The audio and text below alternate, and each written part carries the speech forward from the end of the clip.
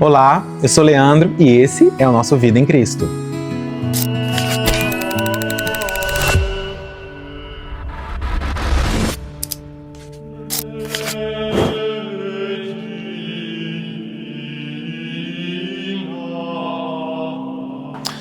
Muitas pessoas imaginam, quando a gente fala sobre Deus, de algo que é muito distante da humanidade, muito distante de cada um de nós.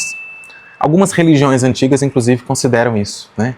Deus é aquele inacessível, aquilo que está para além das nuvens e que nós não sabemos nem como é.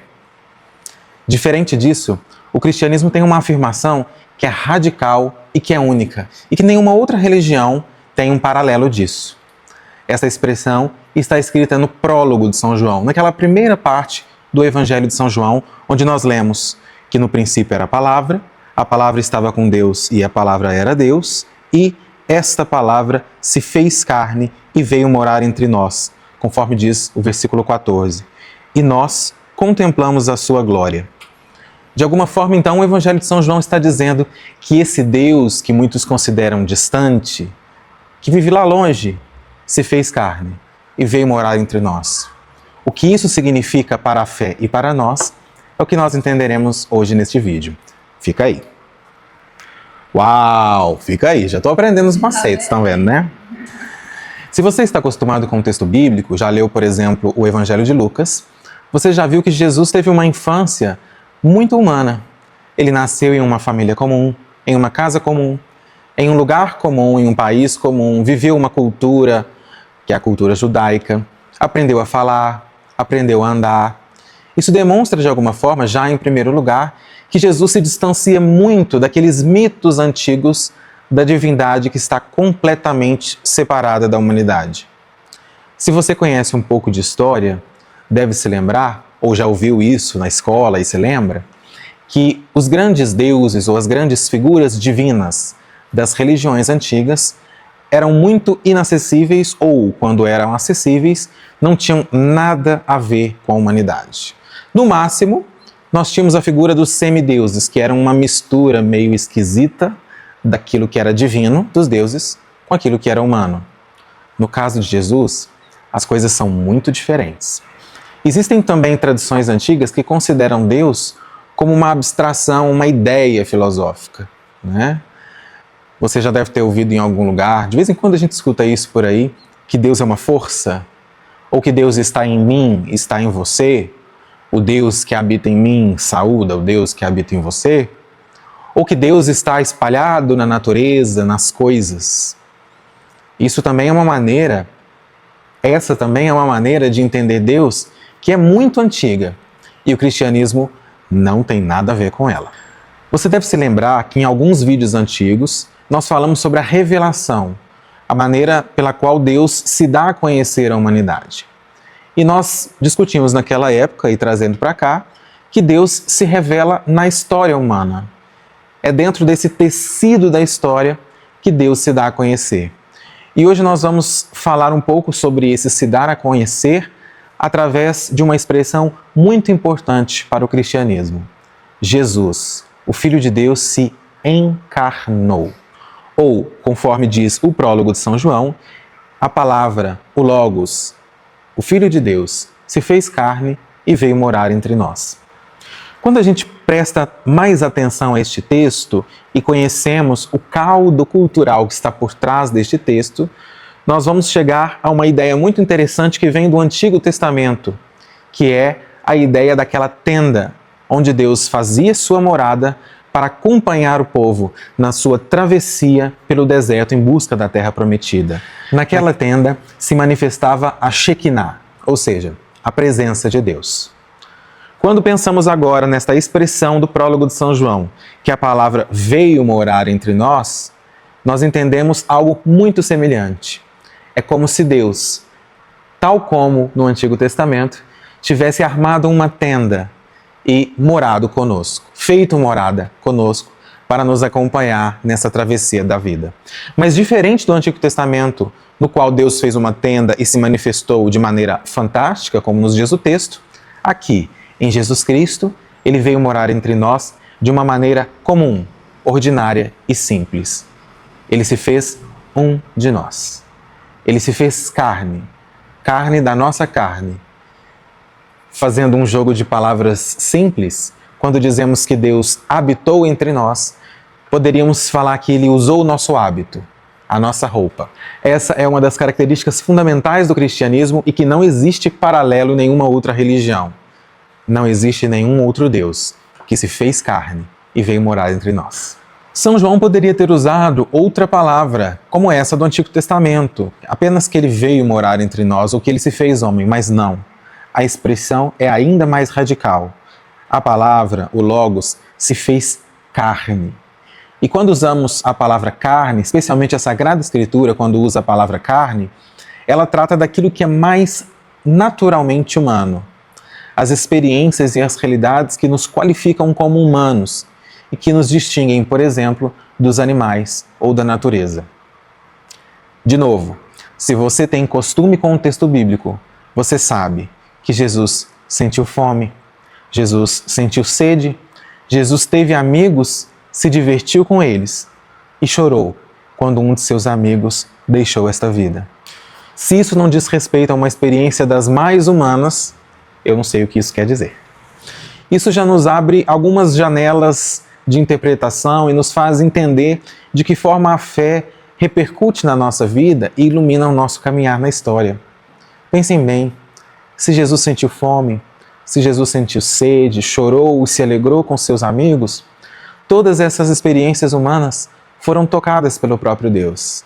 Portanto, para a fé cristã, é possível chorar, sofrer, ter amigos e se alegrar, iluminado pela fé. Dito de maneira ainda mais clara, se você sofre, se você se alegra, é possível viver essas duas experiências com Deus. Então, quando falamos que Jesus passou por experiências profundamente humanas, nós entendemos que, de alguma forma, a encarnação revela um Deus que se volta para a humanidade, se curva para a humanidade e quer participar da experiência humana.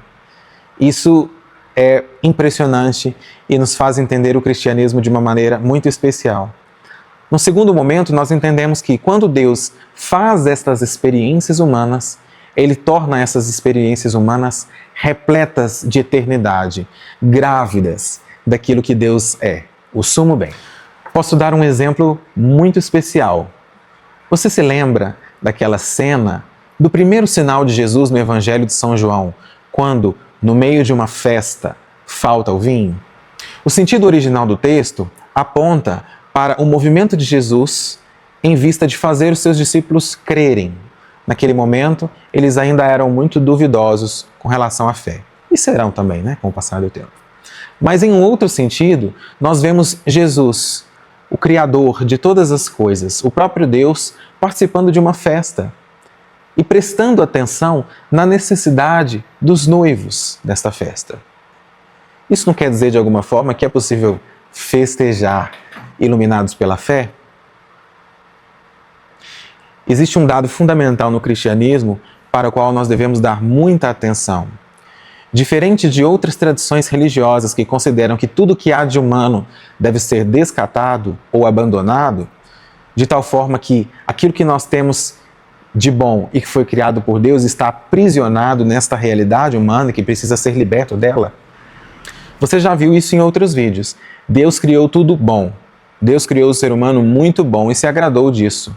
Portanto, a experiência humana, como nós a conhecemos, tem esse elemento de bondade, que é fruto da imagem de Deus, daquela assinatura que Deus deixou na sua criação. Nesse sentido, quando pensamos também numa experiência de Deus que se encarna, isso confirma ainda mais essa máxima. O mundo, a história humana, são realidades onde Deus se manifesta. E cabe a nós favorecer e fortalecer essa experiência de Deus, essa manifestação de Deus aqui e agora. Não se deixe confundir. Para a fé de Cristo e dos seus sucessores, a humanidade e o mundo é o lugar da manifestação de Deus. Deus não quer te tirar do mundo, mas quer fazer de você um instrumento de santificação deste mundo e dessa história. Pense bem, Deus viveu uma vida tão comum, sentou com amigos, sentou com pessoas que não eram muito reconhecidas no seu tempo, se aproximou de crianças, brigou com algumas pessoas no templo. Isso tudo não revela um Deus que se encarna e quer se fazer um de nós? Quando eu digo que Deus brigou com as pessoas no templo, leia com parcimônia isso. Não saia por aí brigando com as pessoas. Então, se o cristianismo não despreza a realidade material criada por Deus, isso revela que para a nossa fé, o corpo importa, a história importa, os afetos importam, a cultura importa, o mundo importa. Importa tanto que são esses espaços onde a nossa vocação cristã, universal, e cada vocação que Deus confiou a nós serão manifestadas.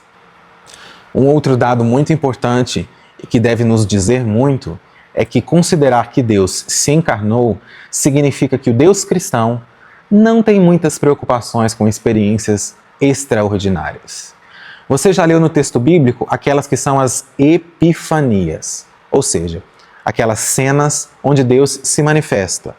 Ele se manifesta no monte, ele se manifesta quando Jesus é batizado no Rio Jordão, ele se manifesta no próprio nascimento de Jesus, quando os anjos cantam glória dos céus, mas ele se manifesta também no simples, no ordinário e no corriqueiro. Pense bem, Jesus realizou muitos milagres que estão escritos no texto bíblico, mas quantas outras coisas podem não ter acontecido apenas por Jesus ter passado em alguns lugares? Nós sabemos a história de cegos que voltaram a enxergar, de pessoas com algumas deficiências motoras que puderam voltar a andar, ou que tiveram curas extraordinárias, mas existem histórias que o texto não registra e que podem ser também muito instrutivas. Eu fico pensando, eu não sei você, nas pessoas que viram Jesus arrastando multidões da janela de suas casas. O que será que elas pensavam? Será que elas, olhando para aquele homem, quiseram segui-lo, mesmo apenas vendo-o à distância? Esse é um segundo passo que só pessoas muito maduras na fé conseguem dar. Tão importante quanto a cura que o próprio Jesus realiza, é Ele quem realiza a cura.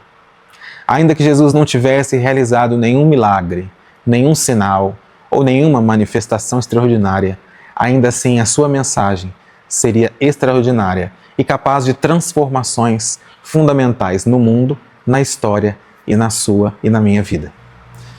Além de tudo isso que já conversamos, existe um outro detalhe que é fundamental, pensem. A encarnação de Cristo marcou também a história humana. Quando você estava estudando, você deve se lembrar.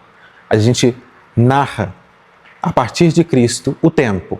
Existe um tempo antes de Cristo, existe um tempo depois de Cristo. Nós estamos em 2026 depois de Cristo. Para além desse detalhe histórico ou acadêmico, fica a pergunta: se a encarnação e a presença de Cristo no mundo marcou a história a ponto de dividir o tempo, de que forma essa encarnação marca a sua e a minha história? E de que forma nós somos divididos entre um homem velho que devemos deixar para trás e um homem novo que nasce a partir desta manifestação de Deus? Para concluir isso tudo que conversamos, quero deixar as seguintes questões para que você reflita. Para você, é mais fácil pensar nesse Deus distante, apartado de nós, ou você consegue perceber e lidar com a ideia de que Deus se fez um de nós nessa história? E se você consegue lidar com essa ideia de que Deus se fez um de nós na história, de que forma isso se manifesta na sua vida? O que significa crer em um Deus que se encarnou, que veio habitar entre nós na sua vida? Deus se fez um de nós e se encarnou na história para que nenhuma história, nem a sua e nem a minha, fosse pequena demais, mas enriquecidas pela beleza e pela santidade que só Ele pode oferecer.